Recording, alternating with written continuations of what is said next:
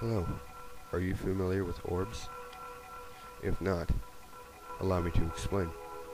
They are floating balls of discharged energy that are seemingly harmless. They're commonly found as circles of light traveling on your wall, but be careful not to look directly at them. I only warn you because something of a similar nature can cause instant death, heart attacks, or insanity.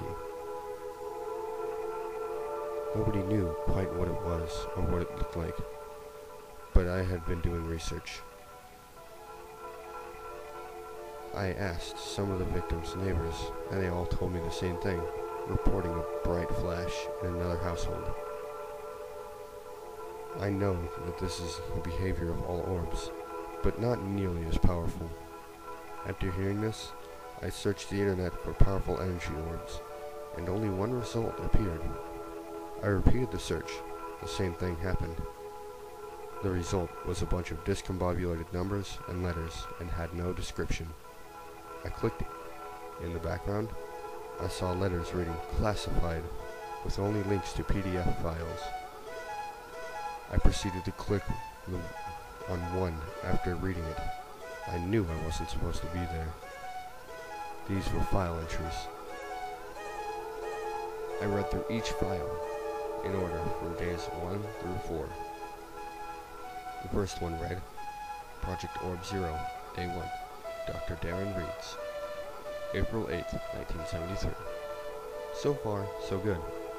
We have developed a quick experiment to keep the Russian at bay. We have nicknamed it Orbo. When working on it, we must wear safety glasses or anything that relates to the darkness of a welding helmet. The next one had no title. It simply read, Day 2, April 13th, 1973. We have had an accident in the lab. Dr. Oswald dropped his safety glasses while working on Orbo's energy burst. He looked hypnotized. We tried to save him, but when we took action, it was already too late. I watched my best friend drop to his knees and onto his face with the most lifeless look in his eyes. The next one, as well as the next one after that, had no title either. Day 3, April 18th, 1973. We have decided to abandon the project because it was too dangerous. There is only one problem. We can't leave it alone or else it will escape. It cannot be disabled. One man who attempted fission was brought to insanity, even with his safety glasses on. ORB-0 is only getting more and more powerful. Day 4, April 23rd, 1973. Orbo has escaped. If you are reading this, be aware that it is loose. It has no known weaknesses and can only kill you when you look directly at it without the necessary safety equipment at a range of 10 meters. I decided to print the files, but upon doing so, the files crashed. I checked the website, and the page had forwarded. I refreshed, but the same thing happened. So I clicked back. All of the normal results showed up for powerful energy orbs, but no sign of that one classified site. I wrote down on a piece of paper what I remembered of this, and got off my computer. It tempted me to look outside. All I saw was a man across the street in his house watching his television. I turned around and walked back to my bed. I was interrupted by a bright flash, followed by a soft boom. That was not the television.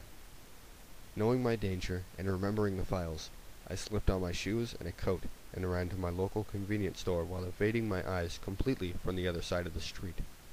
Upon arrival, I bought 4 pairs of sunglasses, and when the cashier asked why, I said that he should too. From that night and on, I took the life of a nomad.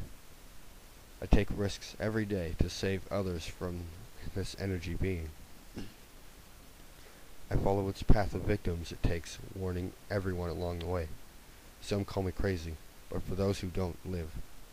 If you don't believe me, I suggest you better start. If you are getting this message from Montana, you best Prepare yourself. I just followed Orbo's victim trail onto that state. Go ahead, call me crazy. You'll be the first to die.